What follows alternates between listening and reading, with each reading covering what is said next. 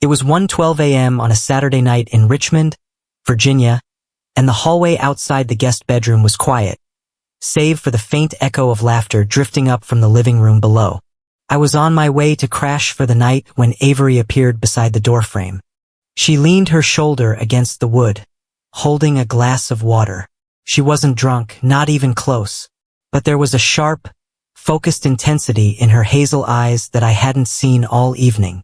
"Want to play a little game?" she asked softly. I paused, leaning my weight against the banister. "Those are historically dangerous words coming from you, Collins." "Scared?" She tilted her head. "Of losing another board game to somebody who cheats?" "You still can't prove that," she murmured. She turned, pushed open the guest bedroom door, and stepped inside. "Come on, Reed." I followed her into the room. "Why does your game require a bedroom?" "Because Mason has the attention span of a 6-year-old and will interrupt us every 30 seconds, she replied smoothly.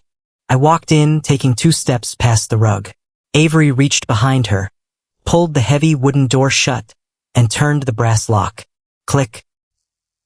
I froze, looking at the deadbolt, then back at her.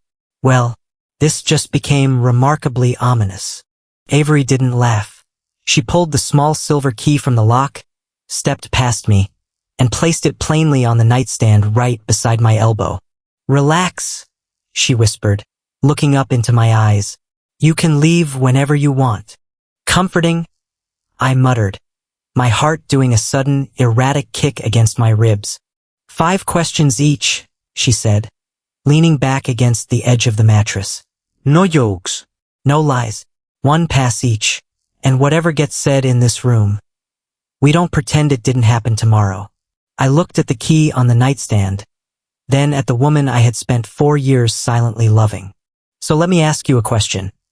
When your best friend locks a bedroom door, hands you the key, and asks you to play a game with no lies and no jokes, do you unlock the door and run?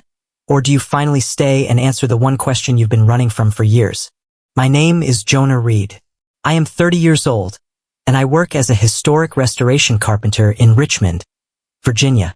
My life revolves around structural integrity. I spend my days repairing century-old heart pine floors, aligning sagging door frames, and restoring original crown molding. I know how to fix things that are cracked without destroying their character. But when it came to my own personal life, I was a coward hiding behind a very strict rule. Avery Collins and I met nearly 10 years ago during our sophomore year of college. We were both volunteering for a weekend community build project in Western Virginia. She was 28 now, an educational content editor with a quick wit, a sharp tongue, and a habit of spinning a small silver ring on her thumb whenever she was nervous. Over a decade, we became an undeniable part of each other's lives. We held spare keys to each other's apartments. We knew each other's coffee orders, family drama, work stress, and worst habits. Whenever our mutual friend group teased us about why we hadn't just married each other already, we had a synchronized, practiced response. "Because I value my peace and quiet," I would say smoothly. "And he's completely insufferable," Avery would add right on cue. It was a comfortable shield. Underneath my relaxed exterior lay a deep, structural fear. When I was 24, I dated Emily, a close friend from our college circle. We had been friends for 2 years before we decided to cross the line. 14 months later, the relationship collapsed under the weight of mismatched future expectations. The breakup didn't just end the romance. It destroyed the friendship entirely. It fractured our friend group and left me with a permanent scar. I walked away believing a simple, dangerous law: if a friendship is irreplaceable, never gamble it on romance. And Avery was the most irreplaceable person in my life. So I created my law: keep it safe, keep it light, never cross the line. But my heart had broken that law 4 years ago. Avery had come over to my woodworking shop after an exhausting day at her publishing job. She sat on my workbench, swinging her legs, eating takeout French fries while I sanded an oak dining table. She had looked around at the sawdust in the air and said, "This place smells like pine wood and bad decisions." "You came here voluntarily," I had pointed out. "Exactly," she smiled. her hazel eyes warm under the shop lights. Bad decisions. I had looked at her soft, laughing face and thought, I want her to keep walking into every room I'm ever in for the rest of my life. I panicked, buried the thought deep in my chest, and swore I would never speak it out loud. Avery carried her own hidden scars. Her last long-term boyfriend was a man who constantly avoided serious conversations about their future, telling her, why ruin something good by putting pressure on it? When he eventually accepted a job in another state and told her after the fact, Avery realized she hadn't been a partner. She had just been a comfortable placeholder. She was terrified of being kept in an emotional gray zone until it was convenient for someone to walk away. And for 3.5 years, she had been silently in love with me. The weekend that brought us to the guest bedroom had started 36 hours earlier. Our mutual friend, Mason, had recently gotten engaged to his longtime girlfriend, Rachel. To celebrate, a group of 10 of us had rented a large, historic country house 40 minutes outside of Richmond for a 3-day weekend of dinners, board games, and late-night drinks. Avery and I had arrived in separate cars on Friday afternoon, but within 20 minutes, we had naturally gravitated toward our usual orbit. When she struggled to open an artisanal soda bottle with a butter knife in the kitchen, I reached over her shoulder, took the bottle, and popped the cap with my pocket tool. I had that under control, she claimed, adjusting her sweater.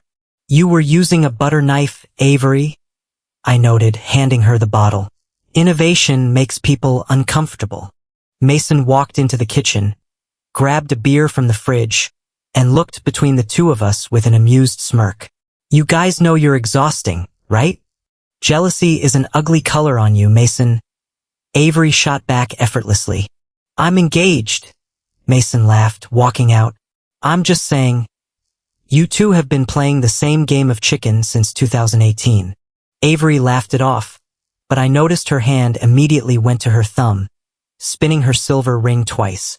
Throughout Friday night and Saturday afternoon, the domestic familiarity between us was on full display. I automatically remembered to grab her preferred brand of sparkling water from the pantry. She automatically took the onions off my plate during dinner because she knew I hated them raw. To anyone watching, we looked like a couple that had been married for 5 years. But underneath the surface, I could feel an unusual, humming tension in her posture. She kept checking her phone. She was quieter during the group board games, letting others win rounds she usually dominated. Every time I caught her eye across the living room, she looked away just a fraction of a second too late. Everything okay? I had asked her quietly on the back porch around 6 p.m. on Saturday. Fine, she had answered, staring out at the trees.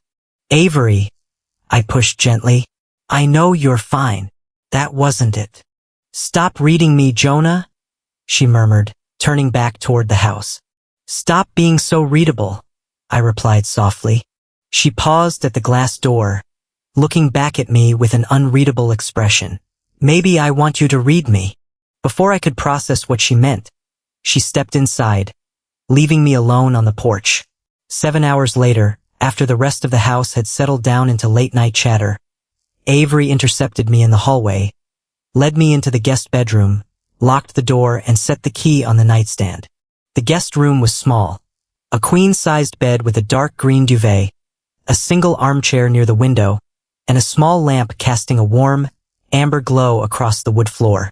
The faint sound of music drifted up from downstairs, completely isolated from us. Rules, Avery said, sitting on the edge of the mattress, crossing her ankles. 5 questions each. No lying. No jokes as answers. 1 pass per person. And no pretending this was just a game when the sun comes up. I looked at the brass key resting on the wooden table, then walked over and sat on the far corner of the bed, leaving 2 feet of space between us. All right, Collins, I said, leaning my elbows on my knees. Your game. You go first. Avery leaned back against the headboard, her hazel eyes fixed on mine in the dim amber light of the lamp. Question 1, she said softly. What was your actual first impression of me when we met at the community build? I let out a soft exhale, a small smirk touching my lips. Annoying. Avery raised an eyebrow. Rule 2, Jonah. Truth. That is the absolute truth, I defended smoothly. You spent 40 minutes telling me I was using the wrong grade of sandpaper on a pine bench. You were using the wrong grade, she pointed out. And then, I added, my tone softening. You handed me your bottle of lemonade and helped me sand the entire bench until 8 o'clock at night. So my second impression was dangerous. Avery's expression shifted, the playful spark in her eyes softening into something far more quiet. Better. My turn, I said, turning slightly to face her. Question 1 for you. What was your first impression of me? Quiet, she answered without hesitation. And stubborn. That's 2 words. You looked like a guy who carried a lot of heavy things by himself and refused to ask for help, she explained, looking down at her silver thumb ring. And I thought you were safe. The word hung in the quiet air between us. Safe. It was the exact word I had built my entire life around. Question 2. Avery continued quickly, stepping over the tension. What is one thing you know about me that nobody else in that living room downstairs knows? I didn't even have to pause. You don't actually hate your birthday. Avery blinked, caught completely off guard. I complain about my birthday for 3 weeks every year, Jonah. Because you hate people making a public scene out of you? I corrected softly. In reality, you like vanilla cake with white frosting. You keep every birthday card anyone has ever written you in a box under your bed. And you always call your sister privately at 10 p.m. on your birthday night. Avery went completely still. She stared at me, her throat moving as she swallowed hard. Am I that transparent? To me? Yes, I answered truthfully. Your turn for question 2. What's something nobody knows about me? She repeated, taking a slow breath. I rehearse difficult conversations out loud in my car when I'm driving alone on Highway 64. Full dialogues? I asked, a faint smile catching my lips. Full dialogues, she admitted. Both parts. Do I get played by an actor in these conversations? Avery looked at me, her eyes dead serious. No jokes, Jonah. I cleared my throat, the atmosphere in the room instantly shifting back into heavy, unfiltered honesty. Question 3, Avery continued, her voice dropping an octave. Who was the last person you almost fell for? My stomach dropped into a cold, hollow void. My mind immediately flashed to her, to 4 years of watching her walk into my workshop, for years of keeping my hands in my pockets, for years of silence. I looked at her watchful face, then looked at the key on the nightstand. Pass, I said firmly. Avery's breath caught in her throat. She looked at me for a long, quiet beat, disappointed, but acknowledging the rule. Interesting choice for your 1 pass. No commentary, I replied quickly. My turn for question 3. Same question to you. Who was the last person you almost fell for? Avery tilted her chin up, refusing to use her pass. Someone I couldn't tell. Jealousy. Sharp, hot, and irrational. Flared through my chest like a struck match. Why couldn't you tell him? That's an extra question, she noted smoothly. Rule 4. I clenched my jaw, leaning back against the mattress. That is infuriating. Rules are rules, Jonah, she murmured. Question 4, I said, eager to shift the pressure away from my chest. What do you hate most about me? Avery didn't pause for a single second. You leave first. I frowned, caught off guard. I'm literally still sitting on this bed.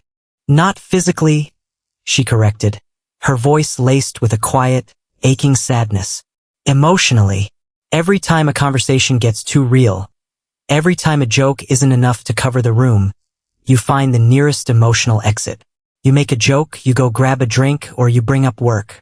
You are the most reliable man I know, Jonah, but you are an expert at leaving the room while still standing in it. Her words sliced straight through my ribs, accurate and devastating.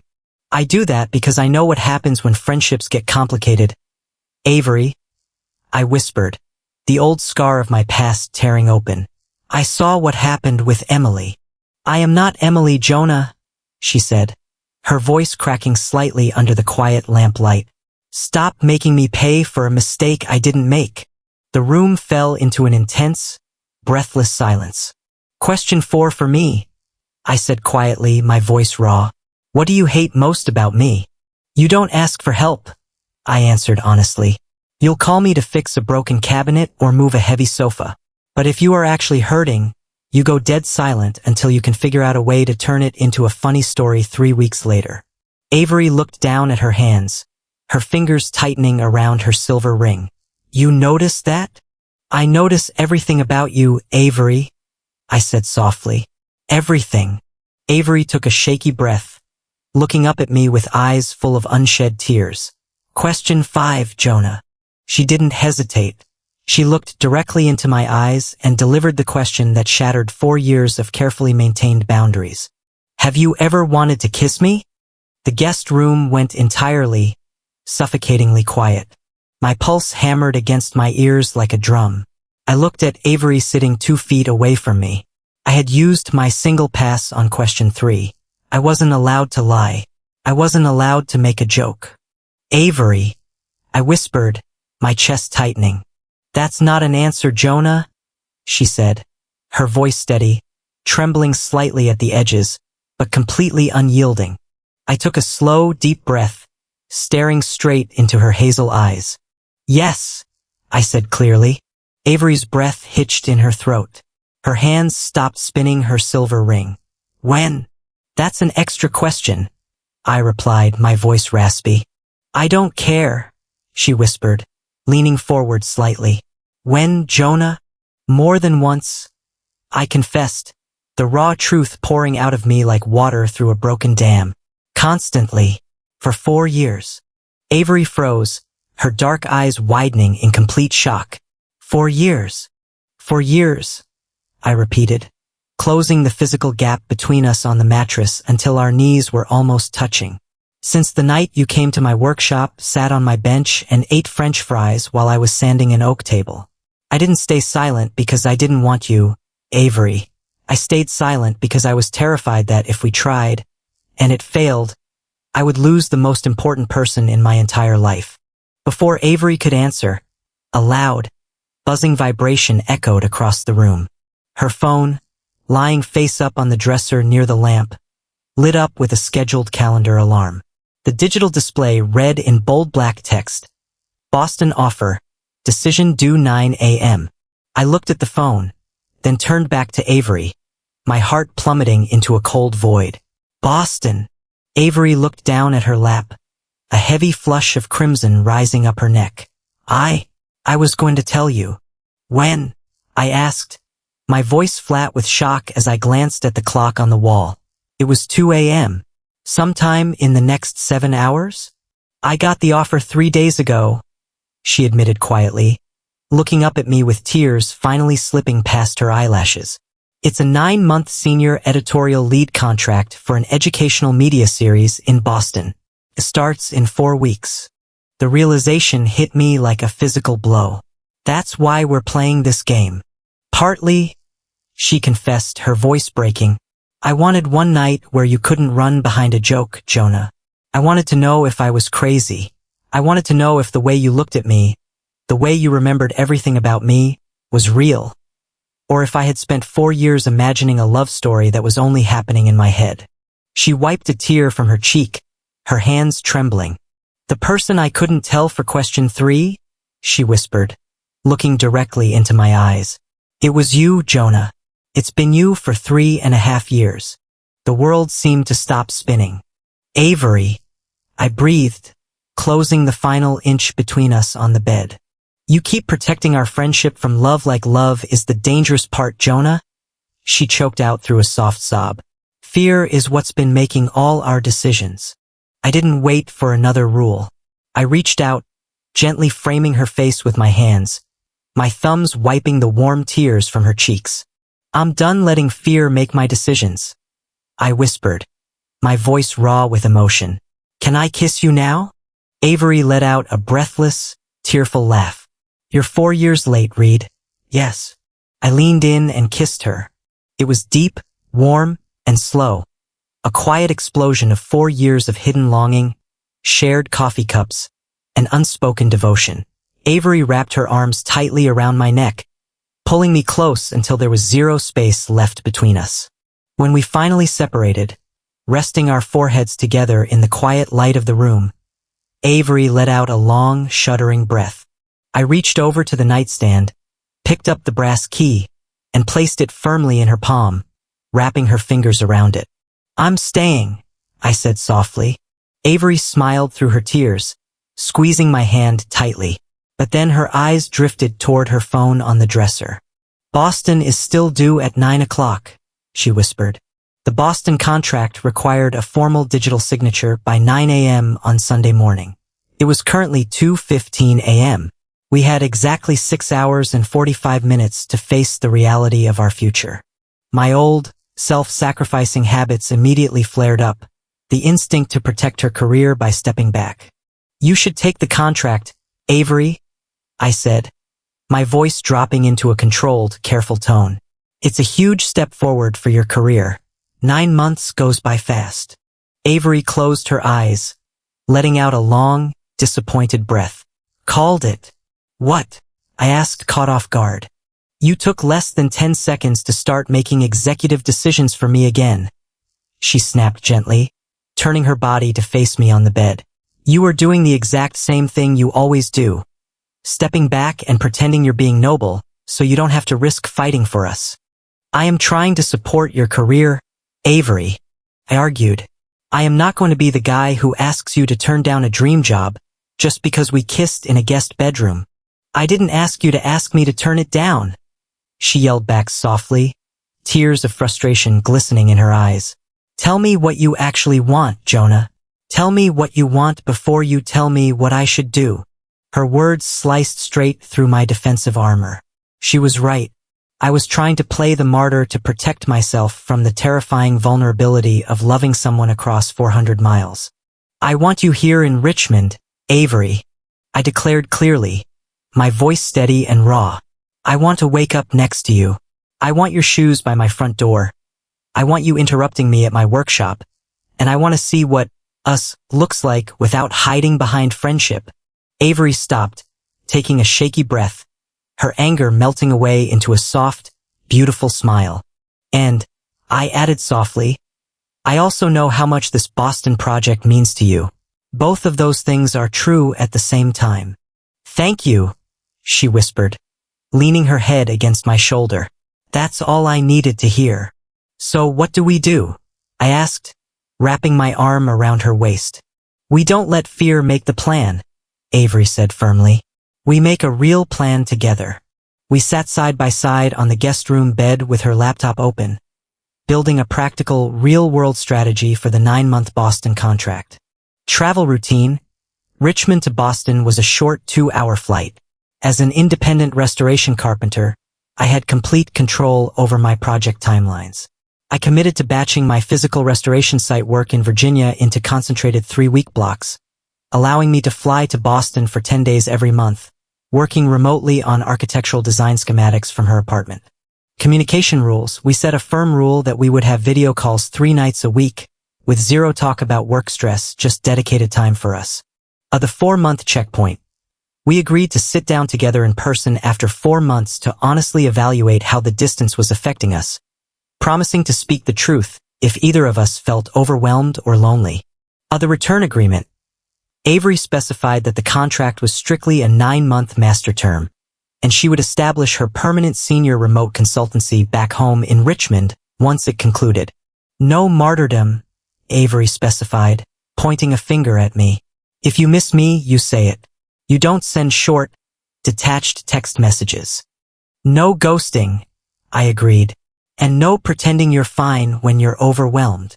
At 8:47 a.m., 13 minutes before her deadline, Avery sat at the small desk in the guest room with her laptop open.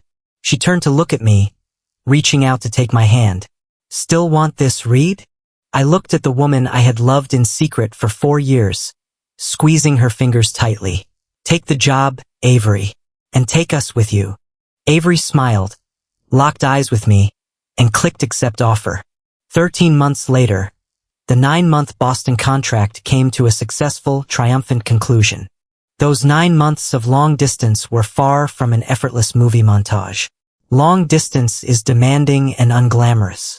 There were delayed flights at the airport, late-night video calls when Avery was too exhausted from editing deadlines to do anything more than text, "I love you," and weeks when my restoration shop deadlines kept me locked in Virginia longer than planned. We had real arguments, like when I fell back into my old habit of saying whatever works for you, instead of stating my preference, or when Avery got stressed and tried to handle a crisis alone. But this time, neither of us ran away. We stayed on the phone, spoke the raw truth, and worked through the discomfort together. Avery's success in Boston allowed her to transition into a senior hybrid editorial role, enabling her to establish her permanent headquarters right back home in Richmond. For months after her return, Avery officially moved her belongings into my historic townhouse. On a quiet Saturday evening, 13 months after that night in the guest room, I was in my home workshop repairing an old oak rocking chair. Avery walked into the shop wearing one of my flannel shirts, holding 2 glasses of water. She walked over, set the glasses on my workbench, and looked at me with a mischievous spark in her hazel eyes. "Want to play a little game?" she asked softly, leaning against the bench just like she had done years ago. I set my sandpaper down, looking at her with a warm, relaxed smile. "Are you going to lock the workshop door?" "Do I need to?" she teased, tilting her head. I stepped closer, wrapping my arms around her waist, pulling her flush against my chest. "Apparently not." "One question each," she whispered, resting her hands on my shoulders. "Are you happy, Jonah Reed?" I looked down into the face of the woman who had saved me from my own fear, leaning down to press a sweet, lingering kiss against her lips. "Extremely," I murmured against her mouth. "Your turn." "I don't need a question," she whispered, pressing her forehead against mine. "I already have my answer." Looking back over those 10 years, I realized that what almost cost me the love of my life wasn't the fear of losing a friendship or the distance of a career opportunity.